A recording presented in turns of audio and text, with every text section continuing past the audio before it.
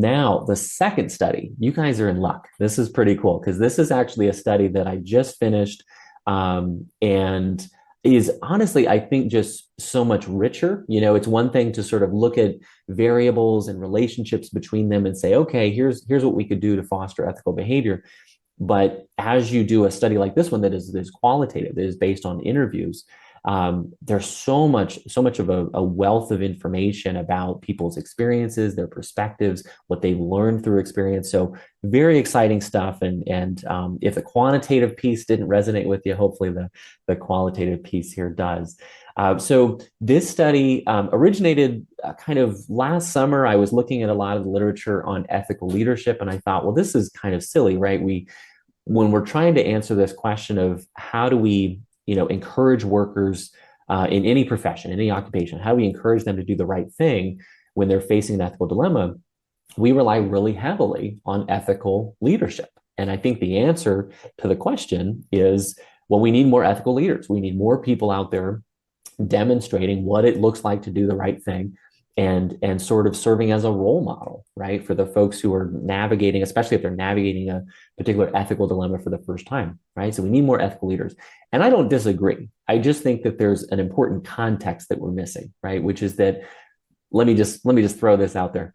Maybe not every leader is ethical, right? So for the moment, let's assume that we need ethical followers, right? We need people within the team, within the organization, who may be in a primarily follower role, might be an individual contributor, who understands and really feels empowered to do the right thing when they may be directed to do the wrong thing, right? Do something unethical. Or they may even it may just be hinted at that they should look the other way when there's unethical behavior going on. So we need to think about what ethical followership looks like. And I would say we certainly need to empower those ethical followers, right? To be competent and also to be confident that if I speak up, I'm going to be heard, right? Now, the other question there on the slide about antecedents and outcomes, that basically means we're asking, what does ethical followership look like, and what comes before, what comes after, right? So what are those contributors to ethical followership? What enables people to engage in these behaviors and do so confidently? And then what are the outcomes, right? Which I think is an especially interesting question, because as ethical followers, we may leave an organization in protest, right? And there were certainly instances of that in our interviews.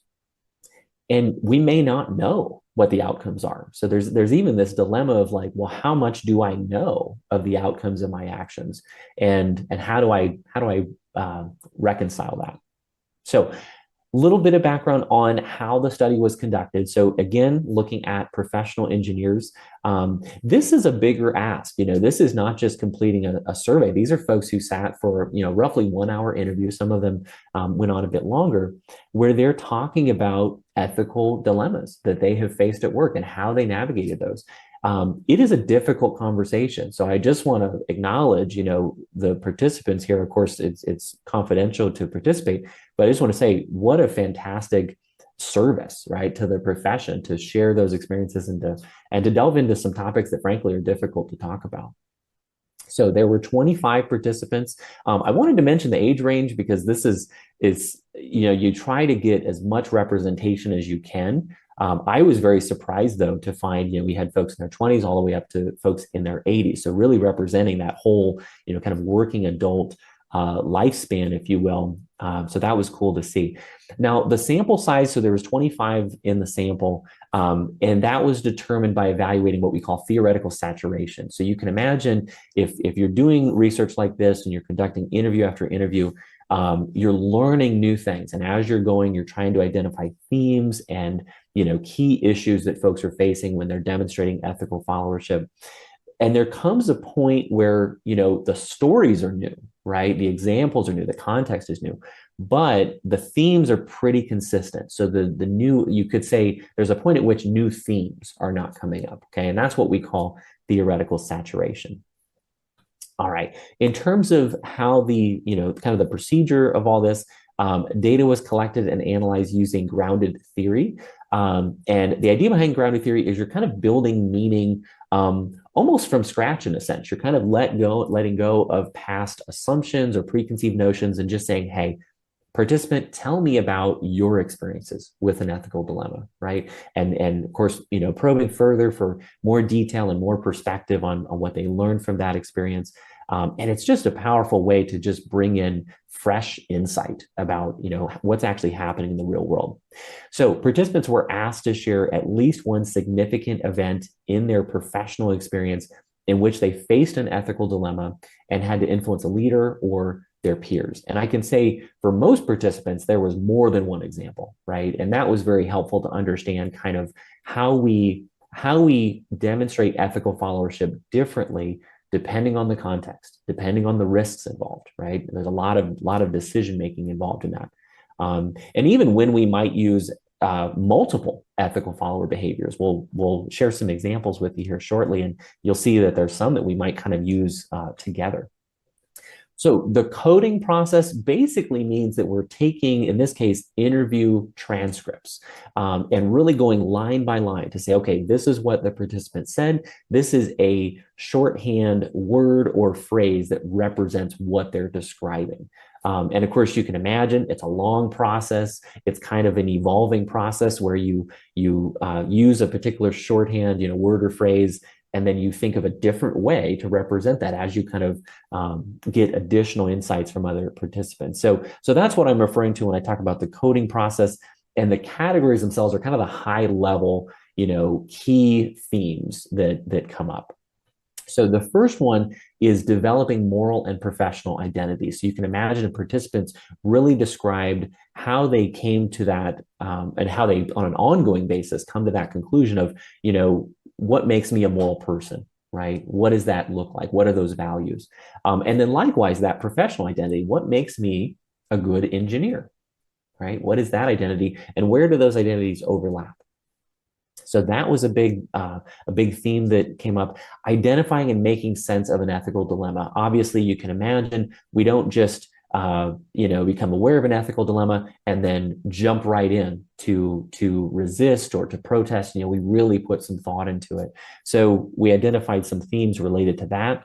And then, of course, the ethical follower behaviors themselves. Again, the premise here is, as I gave talks last year at a few different engineering events, there was this question of like, well, Kyle, you're telling us to tell stories about ethical followership, but I have whistleblower stories and I have somebody leaving in protest stories, right? Those are not the stories I want to tell my people, right?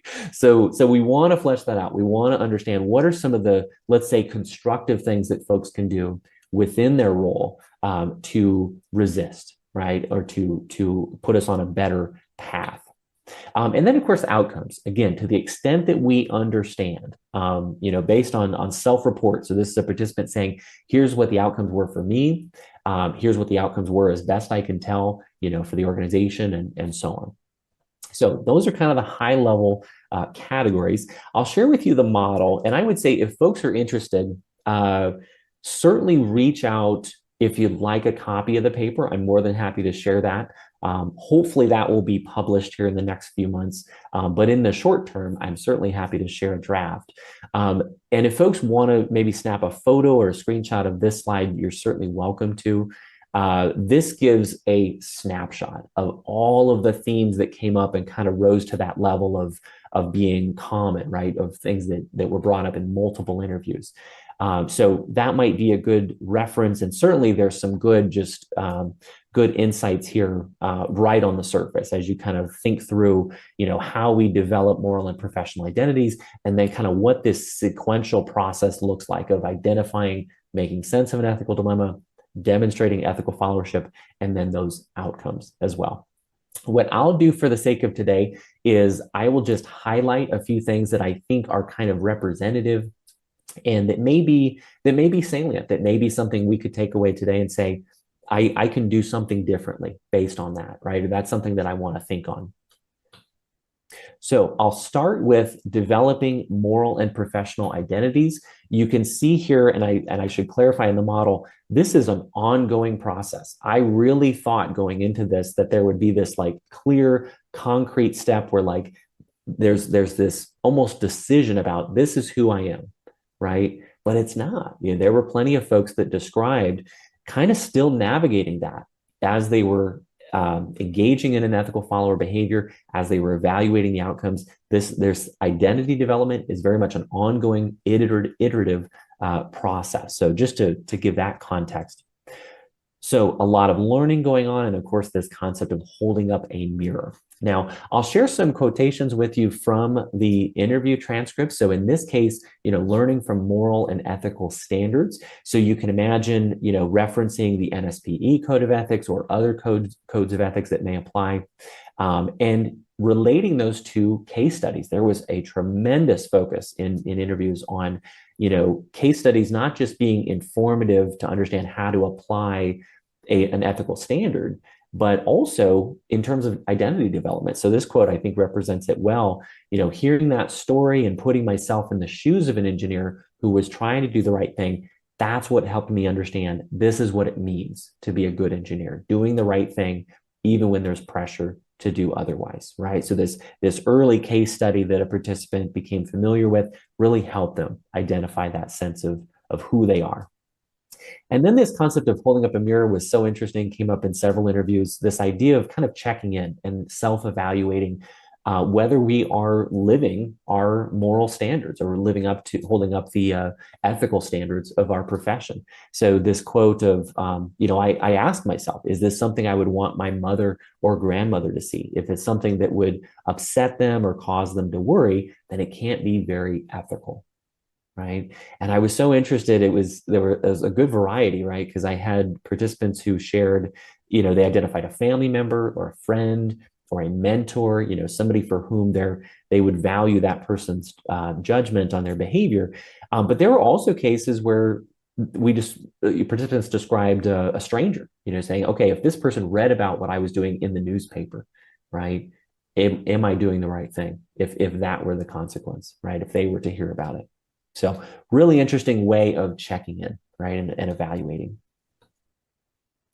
All right, when we get to this kind of phase, if you will, of identifying, making sense of an ethical dilemma, there's a lot going on. I'm going to highlight a few things that stood out.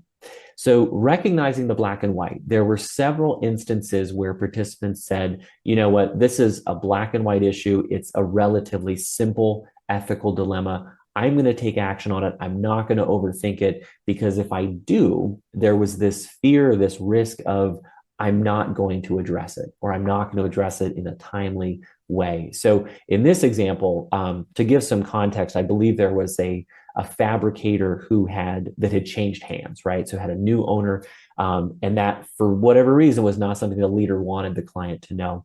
And so in this case, the ethical follower saying, I immediately took that leader aside and I said, you're going to come up with a reason why the client is going to see somebody else's name on the gate because I'm not, which was their way of asserting, I'm not going to lie for you. This is a black and white issue. You're asking me to lie. I'm not going to do it. Right. So there were certainly those cases. As you'll notice, as you look down the list, the gray comes into play. And I would say the vast majority of ethical dilemmas were in that more gray area where it was not so clear. But the urgency, I think, is really the point there, is to take those black and white issues, don't overcomplicate them, and communicate your position. Now, this acknowledging pressure to go along was, I thought, very insightful. So both acknowledging what others are doing to apply pressure and acknowledging how you are feeling, like how you are responding to that pressure. There was one participant, and I took this quote, who described kind of the opposite, right? Where we're not taking time to process it. We're not really identifying, naming, or journaling that feeling. And as a result, they kind of began to numb themselves, right? Began to feel numb. And that kind of set them up to fail the next time, right? Because they kind of shut down those defenses. So I thought that was very interesting, both in the context of how it may inhibit you from navigating the ethical dilemma you're facing, but it also might set you up to fail the next time, right? When you face an ethical dilemma and you're really not in touch with how you're feeling about it. And then finally, I wanted to acknowledge, there was a big emphasis in our interviews on seeking feedback and support, getting an outsider's perspective. And in some cases, hearing from someone that might say, you know what, I think you're actually understanding it a little bit wrong. Here's some additional perspective that you want to take into account. And so in this case, one of the participants shared, you'll need to find other people you can talk to, not your boss, not your team, somebody who can be an outsider looking in. So that was certainly a valuable suggestion from our participants. And then finally, to me, I think probably the most important part as far as behaviors that we may not think about and may not identify, and in some cases may not have the tools to apply effectively. I wanted to make sure, so there's a list of, I think, 13 there of different ways that we might respond to an ethical dilemma, and specifically if a leader is directing or requesting that we do something unethical. So querying came into play, which is asking questions, trying to get some clarification, trying to kind of get the leader to commit to what they're really asking. And so I love this quote, this participant who shared, these guys, meaning management, are specialists in deniability, right? So I wanted him to take responsibility for what he was asking me to do. I wanted to make him say it. So that idea of I want to shed light on it. I want it to be out in the open, right? So that we can really face it. And it was really interesting, those cases where participants said, I kind of pushed and queried to get them to bring it out in the open. And then they balked. They recognized, that I'm not actually comfortable with what I'm asking them to do if I put it into words, right? If I'm really serious about the implications of it. Appealing came up. So appealing, you can imagine, is, kind of expressing that appeal to reconsider or to withdraw, an unethical request. And so in this case, a participant had shared, they gave some feedback, had to get pretty honest and explain that, we will jeopardize business for everybody involved and that we can't afford to take that risk. And then finally, leaving came up a lot. And this could be leaving the organization. It could be leaving the profession. It could be leaving a business relationship, saying, there is an ethical dilemma posed by continuing to do business with the client, right? And in this case, so the quote that I have on the slide is not directly from a participant's experience, but it's actually a statement that was from a role model of theirs who really demonstrated for them the courage that it takes to step away, right? If you find that, you're doing work that is not consistent with your moral standards or the ethical standards of your profession. So in this case, that participant shared, this role model saying, if this is the way you're going to let other people work, then this license is not worth the paper that it's printed on, right? And the story went that they sent in their license to the state saying, hey, if you're going to allow other folks to do this, I'm not going to be a part of this. If I remember the details, I think they ultimately did return to the profession. But I mean, I think what's important is what is that message, and how do we convey that in a way that gives an ethical leader or other person a chance to change course, right? That's really what ethical followership is about. And then, of course, the outcomes. I want to be very clear. These were not always positive outcomes, but in many cases, we had participants who described protecting themselves, kind of maintaining that sense of being a moral person, being a good engineer, saying, hey, look, I cannot do this kind of work. I cannot take these kind of actions and feel good about who I am, right? So a lot of emphasis on protecting yourself. And so a great quote from one of our participants, engineers may not realize it, but every hour of the day, there are ethical dilemmas that can slap you in the face. And so I appreciated that because I think it really speaks to how it's not one isolated instance. You're going to face, no doubt more and more ethical dilemmas. And so you've got to think about where those boundaries are set for you and how you take care of yourself when you're navigating an ethical dilemma. Protecting the profession, of course, came into play, which I appreciated, as we kind of delved more into, what were the outcomes of their behavior. There were folks who said, what, it really hurt me, and I mourned the loss of resources, for example, is another one of our themes. But it protected the profession. So I had a participant sharing, I brought attention to the issue of plan stamping. And I think it at least helped reduce how much it happens. I encouraged engineers to do better. So that was an important outcome for them, to just acknowledge that, I encouraged other engineers to do better.